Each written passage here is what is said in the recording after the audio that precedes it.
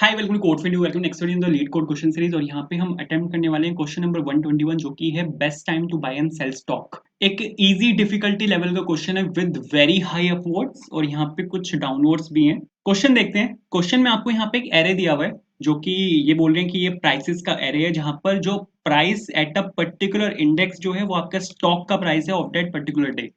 मतलब कि आपको यहाँ पे एक एरे दिया हुआ है 715364। अगर मैं आपको यहाँ पे एग्जांपल लेके दिखाऊं कि इन्होंने यहाँ पे क्या दिया हुआ है, इन्होंने यहाँ पे आपको एक एरे दिया हुआ है जिसमें जो वैल्यूज हैं वो है 715364। ये आपको यहाँ पे एक एरे दिया हुआ है जिसमें ये लोग ये बोल रहे हैं कि जो वैल्यू है एट अ पर्टिकुलर इंडेक्स वो वैल्यू है of the stock at at particular day. जैसे मंडे को जो स्टॉक की वैल्यू है वो सपोज 7 रुपए है, ट्यूसडे को 1 रुपए है, वेंसडे को 5 रुपए, ठीक है, थर्सडे को ये वैल्यू फिर 3 रुपए, फ्राइडे को ये 6 रुपए है और मंडे को फिर से ये 4 रुपए। तो यहाँ पे ये लोग ये बोल रहे हैं कि एक स्टॉक है जिसकी वैल्यू मंडे को 7 रुपए है, ट्यूसडे को 1 रुपए है, वेंसडे को 5 रुपए, ठीक है। आप अगर यहाँ पे देखो, where price at a particular index of the array is the price of given stock on the ith day. मतलब यहाँ पे जो आपकी एरे की वैल्यू है वो प्राइस है आपके स्टॉक का ऑन दैट पर्टिकुलर डे।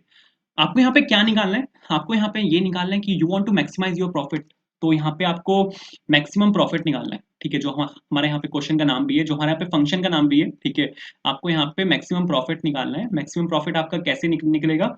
आपको यहाँ पे क्या क्या करना है? By choosing a single day to buy one stock, आपको स्टॉक को बाय करना है और फिर a different day in the future, future में आपको उसको सेल करना है। मतलब पीछे जाके आप उसको सेल नहीं कर सकते, आपको इसको फ्यूचर में सेल करना है। जैसे आपने इसको सपोज 7 रुपए पे बाय बाय किया, ठीक है, 7 रुपए आपका यहाँ पे बाइंग प्राइस हो गया। तो आप सपोज इसको नेक्स्ट डे बेच रहे हो, मंडे को आपने इसको स्टॉक को बाय किया, आप यहाँ पे इसको ट्यूसडे को बेच रहे हो 1 रुपए में, ठीक है, 1 रुपए में यहाँ पे आपने इसको सेल कर दिया। तो 1 - 7, ये तो आपका यहाँ पे 6 रुपए का लॉस हो गया, ठीक है। ऐसे नहीं बेचना, यहाँ पे आपको ये निकालना है कि आपका मैक्सिमम प्रॉफिट होना चाहिए। ऐसा नहीं कि आपने 7 रुपए में उसको खरीदा और 1 रुपए में आप बेच रहे हो 6 रुपए के लॉस के साथ, इस तरह नहीं। अगर आप यहाँ पे उसको 1 रुपए में खरीदते हो, आपने यहाँ पे उसको 1 रुपए में खरीदा और आपने उसको यहाँ पे 5 रुपए में बेच दिया। ट्यूसडे को आपने उसको 1 रुपए में खरीदा, वेनसडे को आपने उसको 5 रुपए में बेच दिया, तो आपका यहाँ पे प्रॉफिट आ गया 4 रुपए का। बट क्या ये आपका मैक्सिमम प्रॉफिट है? मतलब आपको यहाँ पे ये निकालना है, you want to maximise your profit. आपको यहाँ पे मैक्सिमम प्रॉफिट निकालना है। अगर आप उसको 1 रुपए में खरीद के 5 रुपए में बेचते हो तो आपको 4 रुपए का प्रॉफिट हो रहा है, बट क्या ये आपका मैक्सिमम प्रॉफिट है? अगर आप उसको 1 रुपए में खरीद के 6 रुपए में बेचते हो, ट्यूसडे को आपने आपने उसको ट्यूसडे को खरीदा और आप उसको फ्राइडे को बेच रहे हो, 1 रुपए का आपने खरीदा, उसको 6 रुपए में आप बेच रहे हो, तो आपको यहाँ पे 5 रुपए का प्रॉफिट होता है। मैक्सिमम प्रॉफिट जो है आपका वो ये नहीं है, 4 रुपए आपका यहाँ पे मैक्सिमम प्रॉफिट नहीं है, आपका जो मैक्सिमम प्रॉफिट है वो यहाँ पे 5 रुपए।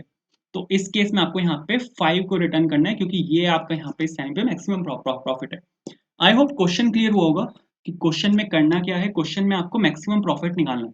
मैक्सिमम प्रॉफिट आपको इस तरह से निकालना है कि आप इसको जब खरीदो तो वो अपने लोएस्ट प्राइस पर हो, और जब आप किसी स्टॉक को बेचो तो अपने हाईएस्ट प्राइस पर हो। प्राइसेस आपको सारे दिए हुए हैं, ये आपको यहाँ पे प्राइस दिए हुए हैं। आपको खरीदना बेचना इस तरह से है कि मैक्सिमम प्रॉफिट आना चाहिए, ठीक है। जैसे इन्होंने यहाँ पे बोला हुआ है कि आप अगर इसको डे 2 को खरीदते हो, डे 2 मतलब आप इसका यहाँ पे सेकंड डे, जो आपका यहाँ पे सेकंड इंडेक्स है, इस पे आप अगर खरीदते हो और आप इसको 5th डे पे बेचते हो, मतलब जब इसकी वैल्यू 6 रुपए है, तो आपका यहाँ पे मैक्सिमम प्रॉफिट आएगा 5 रुपए का, और वही आपकी यहाँ पे आउटपुट होगी 5 रुपए, ठीक है। तो क्वेश्चन को पढ़ के आपको यहाँ पे एक चीज समझ आ गई होगी कि आपको यहाँ पे दो कंडीशंस चेक करनी है।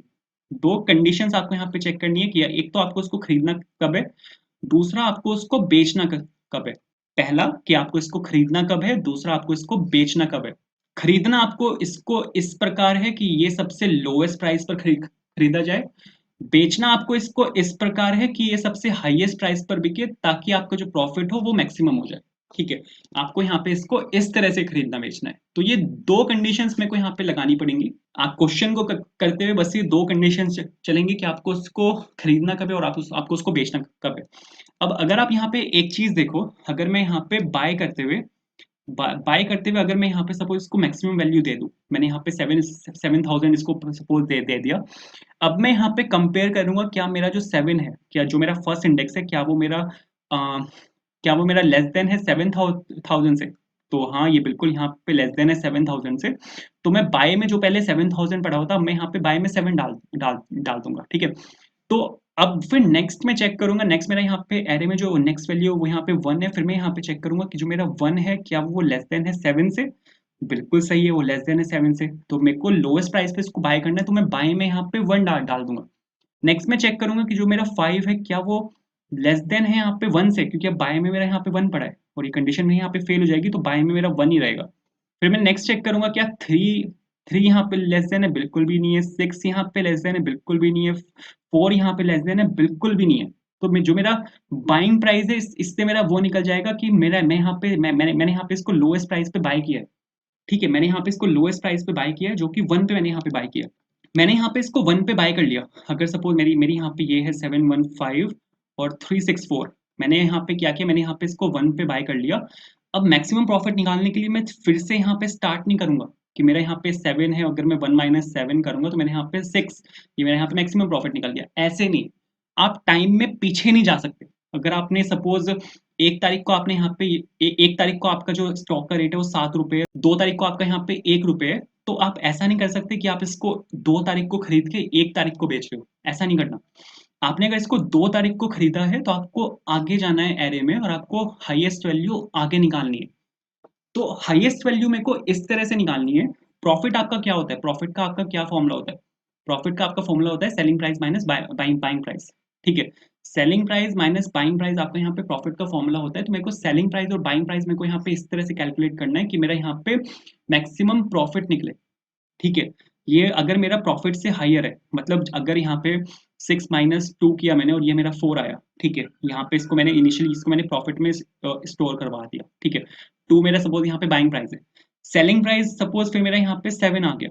7 माइनस 2 किया मैंने और ये यहाँ पे सपोज 5 आ गया, तो जो पहले प्रॉफिट में 4 था उस प्रॉफिट में मैं 5 डाल दूंगा, क्योंकि अब यहाँ पे जो मैक्सिमम प्रॉफिट है मेरा, जो पहले 4 था वो अब यहाँ पे 5 आ चुका है। इसको मैं कोड में दिखाता हूँ तो थोड़ा सा जल्दी थोड़ा क्लियर होगा कि मैं यहाँ पे क्या कहना चाहता हूँ। सबसे पहले तो मैंने वहाँ पे बाइंग की कंडीशन देखते हैं। सबसे पहले तो बाइंग में मैंने यहाँ पे क्या क्या किया था, मैंने यहाँ पे सपोज मिनिमम प्राइस में यहाँ पे बाय करने वाला हूँ। तो मिनिमम प्राइस में मैं यहाँ पे डाल रहा हूँ इंटीजर डॉट मैक्स वैल्यू। ठीक है, इंटीजर की जो सबसे मैक्सिमम वैल्यू है मैंने यहाँ पे इनिशियली वो डाल दी। ठीक है, ये मेरा यहाँ पे बाइंग प्राइस होगा। और अब मैं यहाँ पे चेक करूंगा int I is equals to zero पे, I is equals to zero और I is less than prices dot length. ठीक है, एरे को मैं यहाँ पे लूप कर रहा हूँ पूरे को, और पूरे को लूप करते हुए, ठीक है, दो कंडीशंस मैंने आपको बोली थी, दो कंडीशंस मेरे को यहाँ पे चेक करनी है कि आपको इसको बाय कब करना है, आपको इसको सेल कब करना है। मेरे को इसको बाय तब करना है, जो मैंने आपको समझाया भी था अभी डायग्राम में, कि अगर मेरा जो एरे की जो वैल्यूज हैं अगर मिनिमम प्राइस से कम है, जो मैंने मिनिमम प्राइस सेट किया हुआ है, अगर मेरे को कोई एरे में वैल्यू मिलती है जो उससे भी कम हो, तो मेरे को यहाँ पे मिनिमम प्राइस में वाली वैल्यू को सेट कर देना है। ठीक है, वो जो वैल्यू मिलेगी मेरे को उसको मेरे को सेट कर देना है। ये मैंने यहाँ पे अपने स्टॉक को बाय कर लिया एट मिनिमम प्राइस। ठीक है, अब मेरे को इसको बेचना कब है? बेचने की कंडीशन मैंने आपको क्या बताई थी, बेचना आपको तब होता है जब आपका जो selling price minus buying price होता है वो आपका प्रॉफिट होता है और वो मैक्सिमम प्रॉफिट होना चाहिए। तो मैक्सिमम प्रॉफिट निकालने के लिए इनिशियली मेरे को यहाँ पे मिनिमम निकालना था, मिनिमम के लिए मैंने यहाँ पे मैक्सिमम वैल्यू डलवा दी। अब मेरे को मैक्सिमम प्रॉफिट निकालना है, तो इस केस में मैं यहाँ पे मिनिमम वैल्यू डलवाऊंगा जो कि यहाँ पे 0 होगी। अब मैं यहाँ पे ये चेक करूंगा कि जो मेरा सेलिंग प्राइस है, सेलिंग प्राइस मतलब एरे की जो आगे की वैल्यूज होंगी, सपोज यहाँ पे मैंने बाय कर लिया 1 पे, मैंने यहाँ पे बाय कर लिया, जो सेकंड आइट्रेशन था फोर लूप के सेकंड आइट्रेशन पे मैंने सपोज यहाँ पे इसको बाय कर लिया। ठीक है, अब मेरे को जब इसको सेल करना है तो नेक्स्ट आइट्रेशन आएगी, क्योंकि यहाँ पे इफ और एल्स में दोनों में से सिर्फ एक ही चलेगा, तो दोनों में से या तो एक बारी में सिर्फ बाय होगा या फिर एक बारी में सिर्फ सेल होगा। अब यहाँ पे इस कंडीशन में मैंने बाय कर लिया, तो यहाँ पे 1 पे तो बाय हो चुका है, अब सेल वाली कंडीशन जो आएगी वो आगे आएगी। अब 5 पे अगर ये यहाँ पे सेल होता है तो मेरे को यहाँ पे ये चेक करना है कि क्या 5 माइनस 1 मैक्सिमम प्रॉफिट आ रहा है आपका। अगर मैं यहाँ पे ये काम करता हूँ, अगर मैं यहाँ पे ये चेक करता हूँ कि जो एरे की जो नेक्स्ट आइट्रेशन है वो यहाँ पे 5 है, 5 माइनस 1 क्या आपका यहाँ पे 0 से बड़ा है? बिल्कुल बड़ा है। ठीक है, 4 आपका यहाँ पे 0 से बिल्कुल बड़ा है, तो मेरा जो मैक्सिमम प्रॉफिट होगा वो इस केस में 4 हो जाएगा।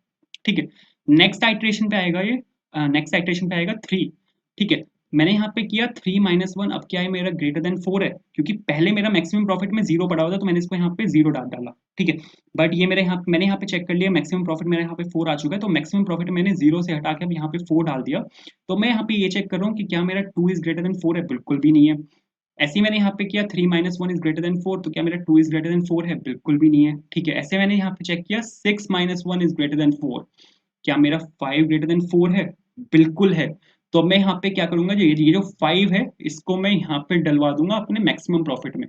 और ऐसे में पूरे उसको चेक करूंगा, अगर ये 5 ब्रेक नहीं होता तो मैं 5 को यहाँ से रिटर्न कर दूंगा।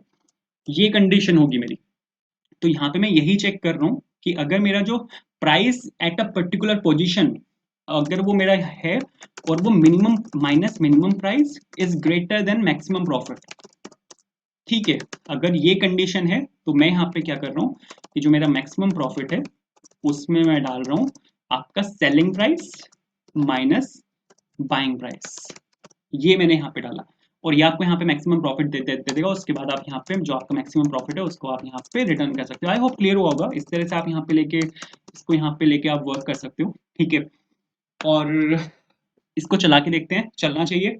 और आप यहाँ पे देखो आपका ये एक्सेप्ट हो चुका है। यहाँ पे जो आपका 5 है 1 - 6, तो आपका 5 यहाँ पे आउटपुट आ चुकी है, ठीक है। सबमिट करके देखते हैं तो आप यहाँ पे देखोगे पर बिल्कुल सक्सेसफुल सबमिट भी होगा। आप यहाँ पे देखो बिल्कुल सक्सेसफुली सबमिट भी हुआ है। तो आई होप क्लियर हुआ होगा। एंड इस तरह से आप यहाँ पे इस क्वेश्चन को कर सकते हो, ठीक है। So thank you so much for watching this video. पूरे लीड टू क्वेश्चन प्लेलिस्ट आपको वीडियो डिस्क्रिप्शन में मिल जाएगी, फर्स्ट कमेंट में मिल जाएगी, वहां से आप चेकआउट कर सकते हो। And thank you so much for watching, bye.